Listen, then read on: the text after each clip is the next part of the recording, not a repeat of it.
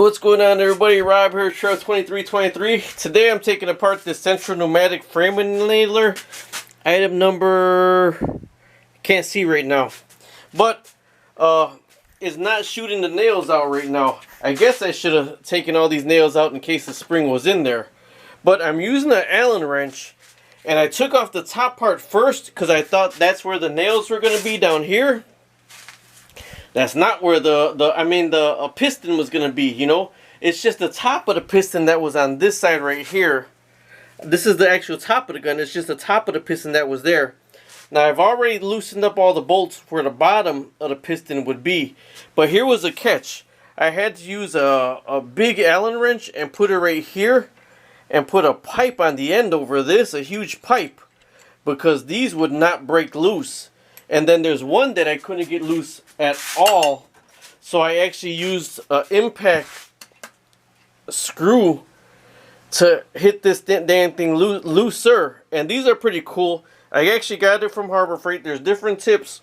But I will always have this on hand. Because if you get something stuck, you can sit it right in there and hit it with a hammer. Now you got to set this. You got to figure out which way to go with this. Because if you set this one way, it'll loosen the nut. If you hit it the other way, it'll tighten the nut. But when you put it in there and you hit this like 5 really good times, don't be shy. It was easier to loosen this nut up. So I'm at the point right here where I'm about to take this off. So I wanted to have you here. Since I'm using one hand, I ain't gonna oh, there was my washer. Gotta find it, gotta find it. Okay, there it is right there. Okay, and there's 2 more that I gotta find. Like I said, I took the other part off and that's not where the piston was. So these were something else to get out with the Allen. I needed a pipe because they were torqued down so tight. Okay, so I'm keeping my face clear of there. And let me see if I'm gonna have to take something else off. Yep. I'm going to have to take these 2 nuts off right here because that's not going to come off. Get anything else off.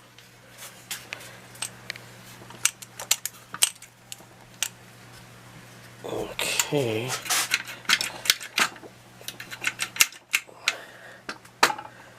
Alright, I'm going to try with these 2 nuts right here. And I'll be right with you. Alright, these are 5/16 right here. But here's the trick. You got to get a Phillips inside of there. That's actually a Phillips screw. I'm trying to get a picture of it on the inside. So you do got to hold it with a screwdriver if you're taking these off right here. Got that one off right there, and you got to put the screwdriver on the inside with a 5/16. Here's something funny. I could have just take this one off and not have to worry about these 2.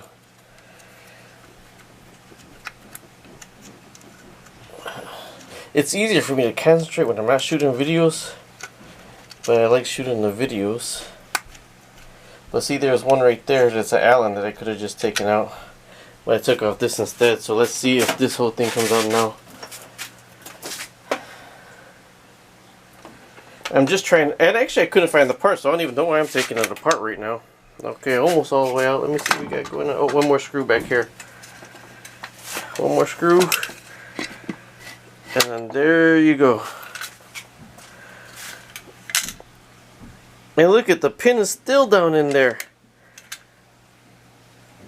This is what I got up here.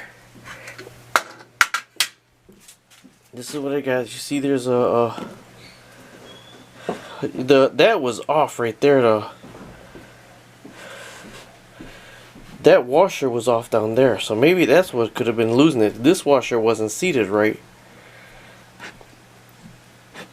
There's the piston right there that comes down. See, the piston comes up and down? But that's still not the pin. The pin that hits is all the way down in there. So what I'm going to do is push a screwdriver in there to see if that'll hit something. Because I thought for sure that would have been the pin.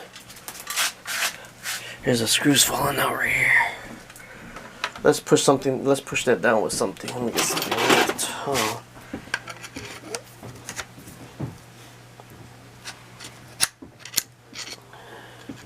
It went all the way down to the nail. See, this got the shape on it right there to fit directly in there. Let me back these nails out. Alright, you won't believe this. I backed the nail out that was in there that would actually look like a piston. But the head to one of the nails was actually stuck on the inside of here. So I'm going to get that really good with a wire brush, because that's actually the piston right there that hits it, because I was wondering why it only showed half the nails were actually hit. So this piston is actually hitting the nails. That's the piston that goes inside to hit the nail when it comes all the way down. But there was a nail head stuck in there, like it almost double fed the nail, and that's what was stuck in there. So I'm going to wire brush this out and then give it a shot. Maybe I don't need a new piston, because that's the piston right there. I thought there was a little bit piston in here, a bigger piece, but what it was this was actually stuck with a double nail head. See how they were overlapping?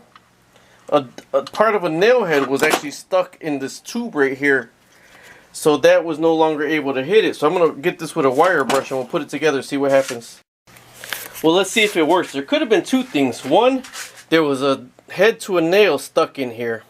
And two, the gasket around here wasn't sat right. Alright, so I actually put some WD in there, and I took my longest screwdriver and I made sure this was cleared out. I looked through it in the light and everything was clear. So let me put this back on, and let me put these two back in here, and then we'll see if it works. Alright, here's why you take off that Allen instead of here, because the screws are too damn short that you can't get them in there right. So you need a magnetic screwdriver to be able to put the screws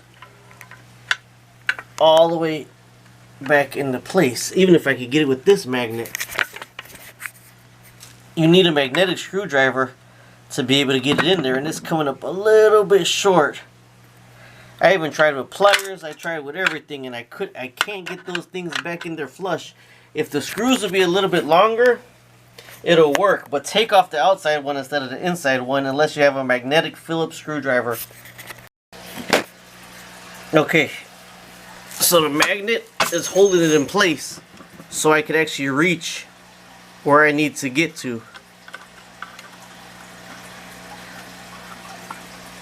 I can't see. And then once it's in there, you let the magnet go, and it's in there. But right now, I gotta straighten it out a little bit. I can't do it with one hand. Let me get it.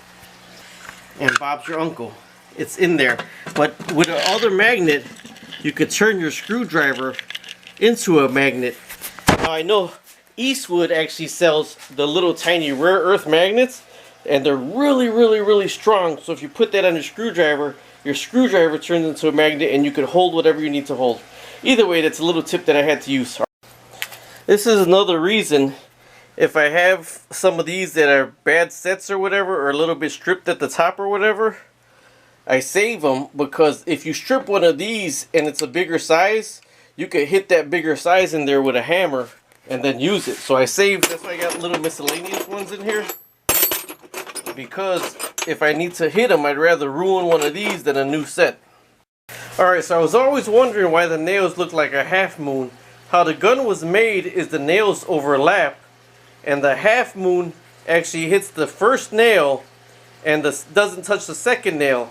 But at one point, the half moon hit both of the nails and jammed inside the tip of the air gun. Alright, now I haven't used this air gun in about 3 years, because I was like, oh man, I need another pin. Well, I thought the pin was a different shape and size. I finally took it apart because my wife said, just buy another one. What I did with this is I screwed this tank stand all together, and I wanted to put another tank stand, but I just want to nail the frame together. It's a lot faster, so let's see if this is going to work. I got the nails, I'm about to put them back in. I have no 2x4s laying around, so I got to figure something out what I'm going to nail.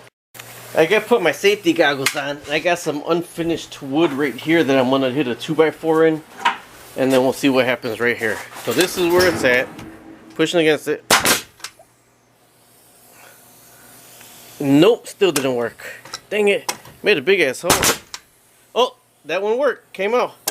Let me hit it. Not hitting them all the way in, and I'll tell you why in a bit. See? Okay. Didn't hit them all the way in. Because this gun is supposed to work at 90 psi. Now let me show you this with the Central Pnumatic that I got. It says it's a 21 gallon, and at 90 psi it can do 4.9 CFM. Alright, well this is on. Everything is on. And the highest it's given me is 80 psi. I mean, I cannot get it to go up to 90 psi at all. So this right here left some out at 80 psi, but the gun is working again. And I was always wondering why it wasn't hitting them all the way in. Well, this says it's 125 psi, but if you can see, I have it cranked all the way down as far as possible, and it's only holding at 80 psi. I'm going to try to let some air out, see if I can get to 90. Alright, I let the air out. It's at 100 psi, but I had to let the air out. Let's see what the gun does now.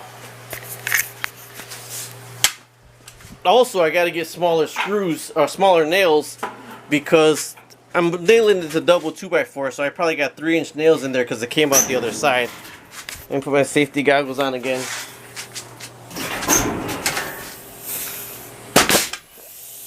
All the way in. Almost all the way in, but it bounced off, and I'm only using one hand. All the way in. So you do need a solid 90 psi for this to work. Although I need to get smaller nails because on my fish tank frame, I don't want anything sticking out. Alright, that's how I fixed my Central Pnumatic nailer. Talk to you later. Bye-bye.